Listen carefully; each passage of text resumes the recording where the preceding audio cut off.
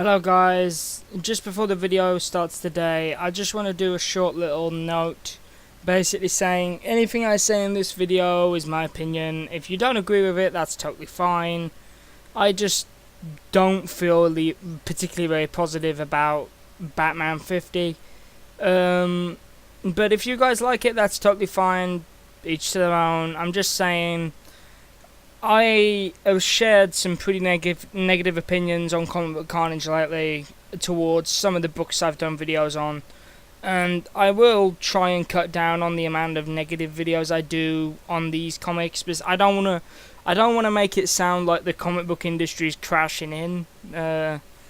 You know, I will do some more videos on some more positive comics. I already have one lined up, which is Cosmic Ghost Rider. I will do that video soon. But, yeah, anyway, just if you don't agree with what I say in this video, that's fine. But, you know, I'm just asking for you to keep an open mind and don't resent my opinions for anything.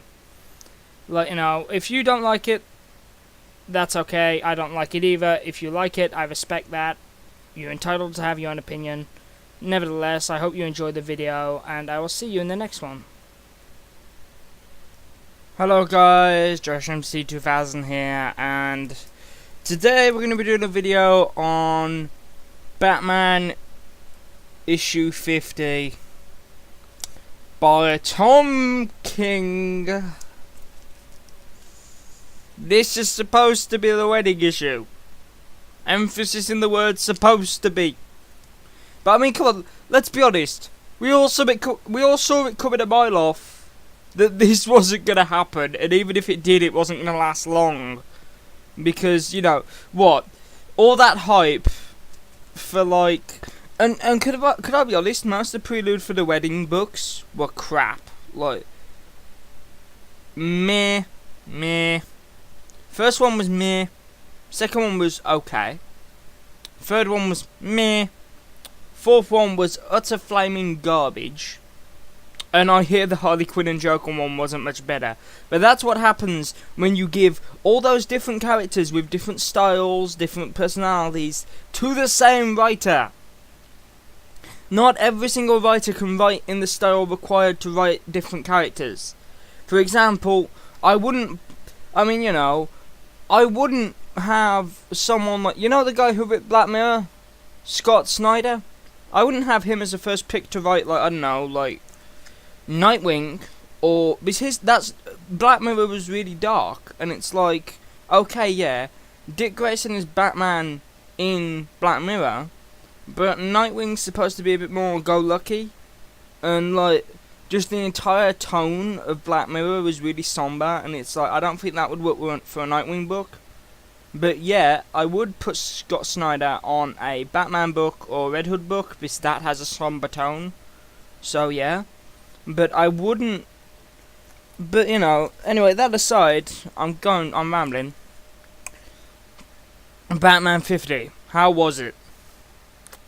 Well, the letters they left behind as excuse... Well, let's talk about the format. Okay. Let's get it open and talk about the format.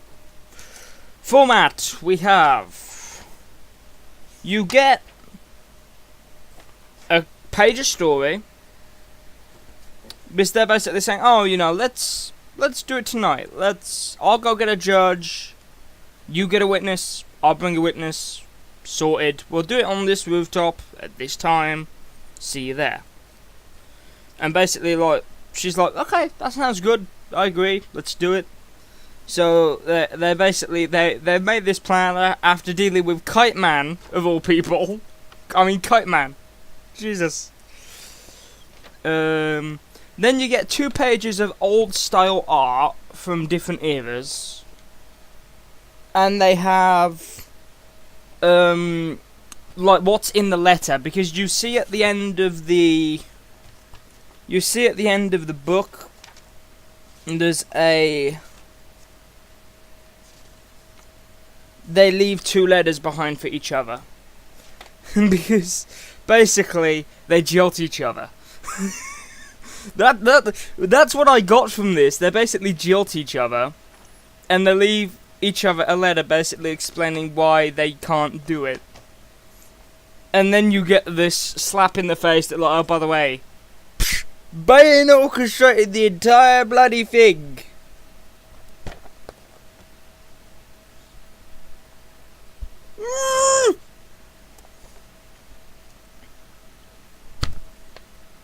Why did I pay $5.99 or $4.99, whatever this was, for this? Why did I pay that much for this? I could have bought, like, another comic for that much. Oh. But also, it's made even worse when I bring in these two. Because these are actually competently written and really enjoyable. Batman Beyond 20 and Batman Beyond 21. I did that the wrong way around, but whatever.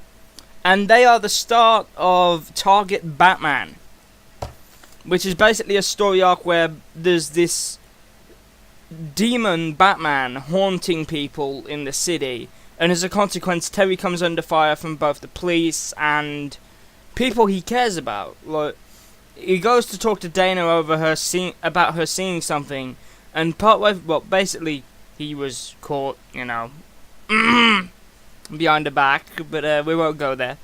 But basically, partway through the conversation, she starts seeing this demon as well instead of Terry, and she starts freaking out, and she's like, "Get away!" She's like, "Get away, get away! I'm gonna call the police. There's a monster in my house. Someone call the police!" Like, she starts panicking, and like, Terry's just like, "What the fuck?" I mean, yeah, I know I did something wrong, but you know, that's a bit of an overreaction.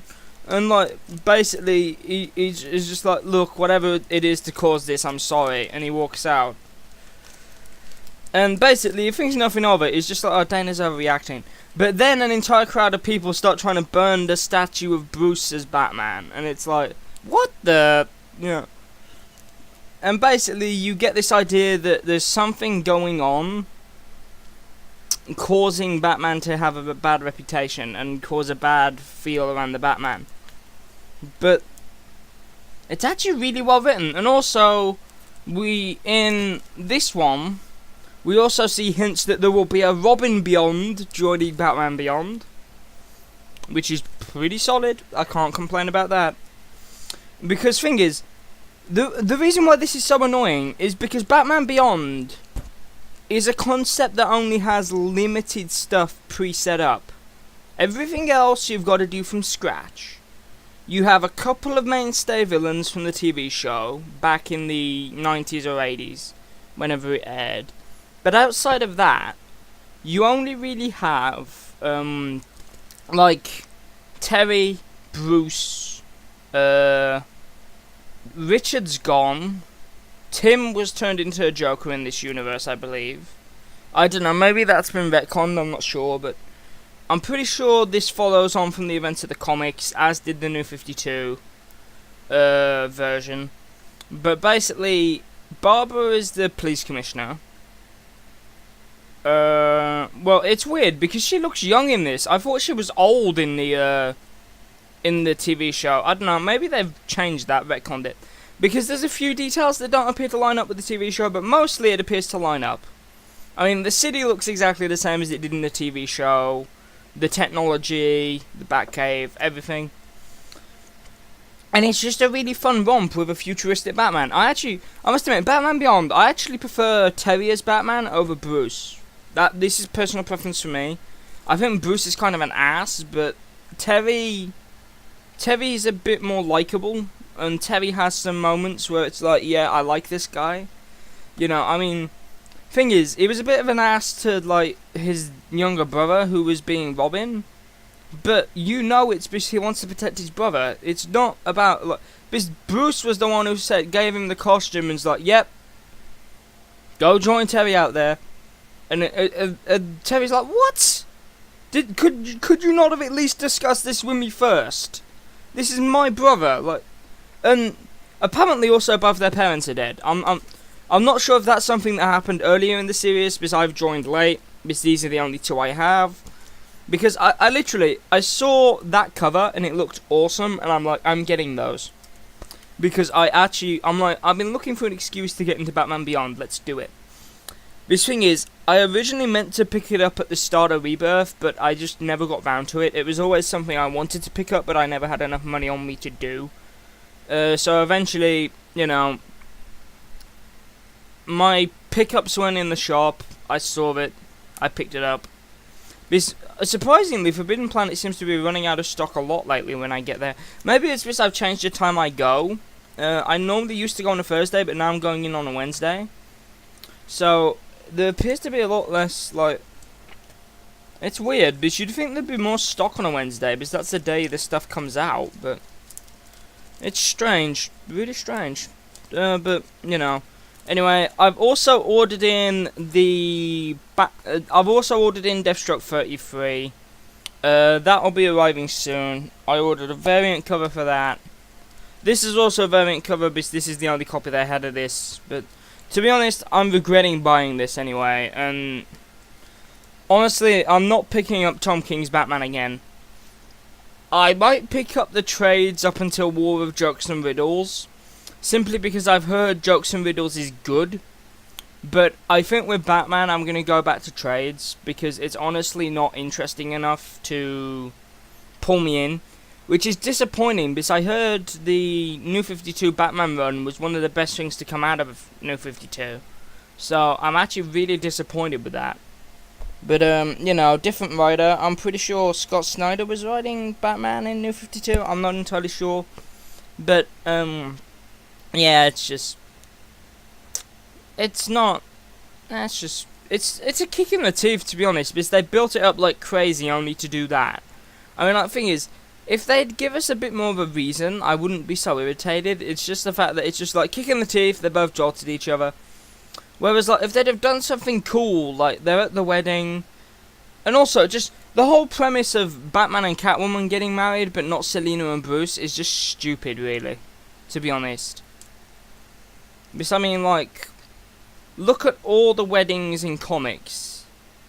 Mostly, it's been between the individuals underneath the masks, not the masks. Because, like, the thing is, with that, can they not go on dates, like, in public? Or, like, you know, do they have to go on dates in their outfits? Or, like, it just seems really stupid, to be honest. I mean, like, just, the easiest thing for them to have done would have been to have Selina and Bruce get married, and then if anyone asks why, just turn around and say, oh, we met at a bar a few years ago, really hit it off. You know, just make an excuse. And, like, you know, if Batman and Catwoman are close, oh, whatever. Like, you know, who cares? But it's like, you know, I don't really see why they're doing it the way they did it. I mean, the whole event just rings hollow with me, and it's a shame, because I normally associate DC with quality. DC is normally good quality. Pretty much nearly everything that comes out of DC is good. But just this whole Batman wedding thing has just been utter trash. And it's like, it's disappointing, because on paper the concept should be good. I mean, I don't care much for Catwoman. I find her pretty boring, to be honest. But, you know, Catwoman and Batman getting married, that's like an iconic couple in comics. You're talking like Peter Parker, Gwen Stacy, or, you know, you're talking like your Clarks and Lois for a lot of people. I mean, in the TV show Brave and the Bold, Damian was actually Selina's son, not Talia. They changed that because it's the more recognizable couple of the two. So yeah, that's, you know, it's a bit of a kick in the teeth, really, the way they've done it. And also, I've heard that it was spoilt in the New York Times for a lot of people. But the thing is, I don't live in America, I live in England, so I wouldn't have access to that newspaper. But still, it's just a kick in the teeth, all that build up for nothing.